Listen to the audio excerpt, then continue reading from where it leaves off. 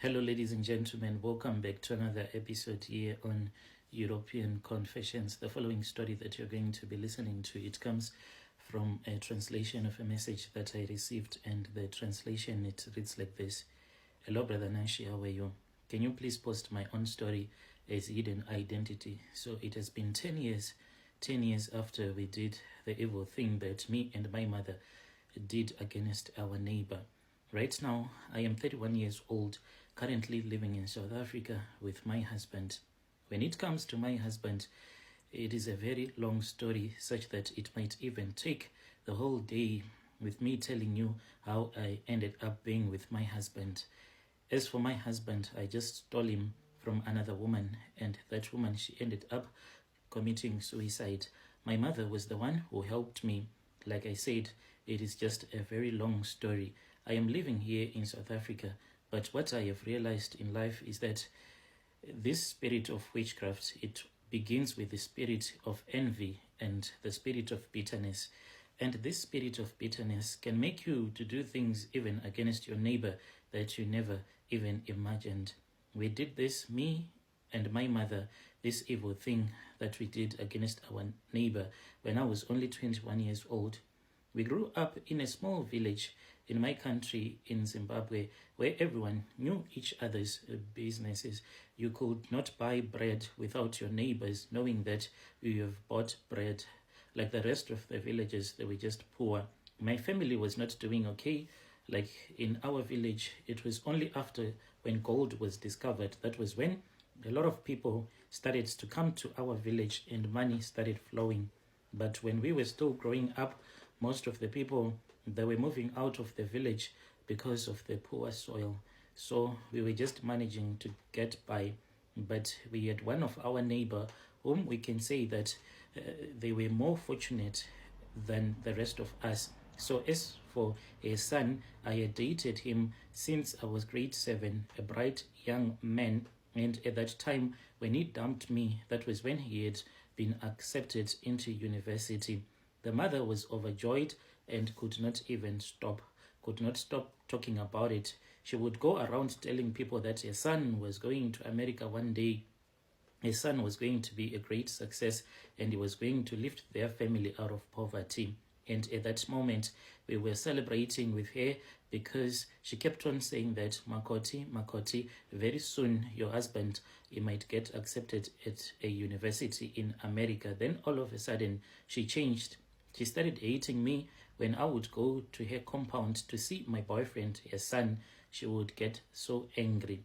If I would meet her, she would tell me that her son has gone out. Then she will start gossiping. She went and she told this other woman, who was my mother's best friend. She told that woman that she did not want her son to get married to me. She said that her son deserved something better, and this really hurt my mother. And when she started saying that she was now going to be better than everyone in the village, when it came to my mother was always a proud woman, and she never wanted someone to look down upon her.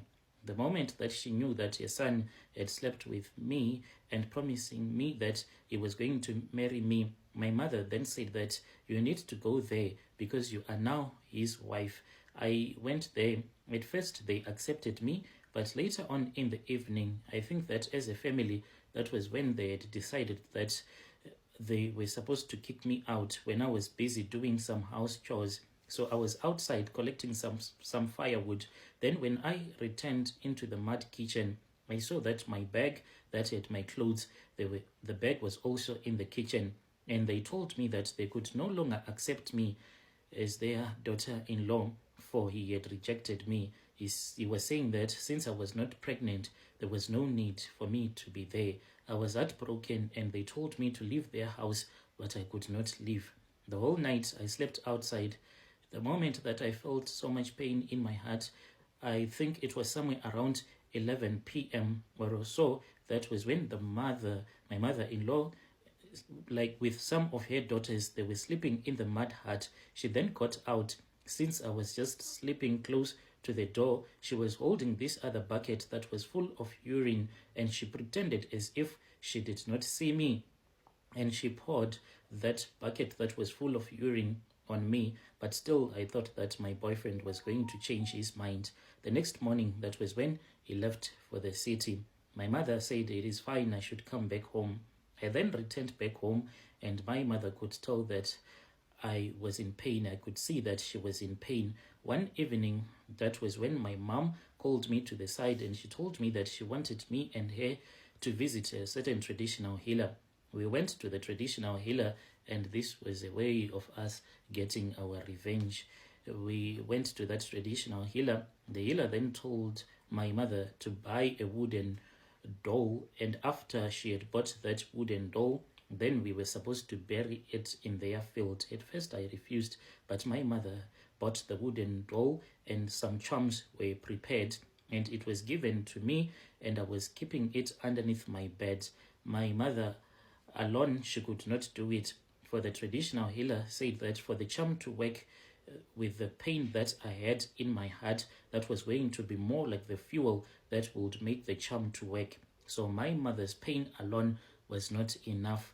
That was what the healer said. When I heard the news that my boyfriend in the city had found someone else at that time, that was when I said to my mother, these people, they need to be taught a lesson. They need to be taught a very big lesson. I was blinded by my envy. We waited until the dead of the night.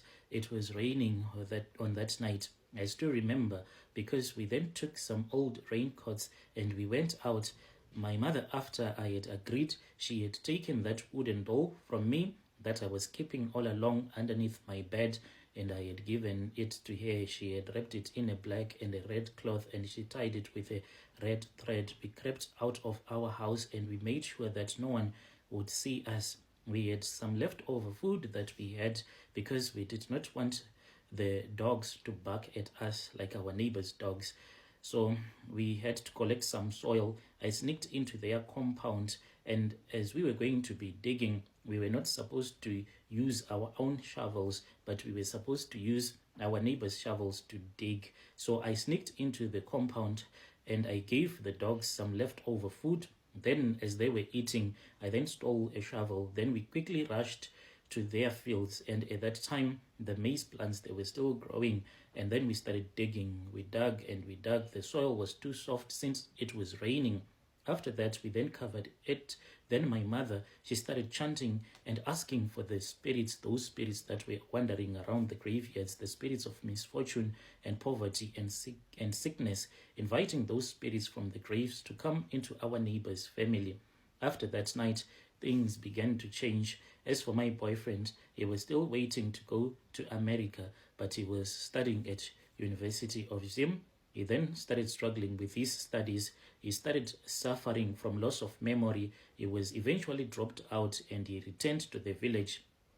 We laughed so hard with my mother. There were times that he could not even remember his name anymore.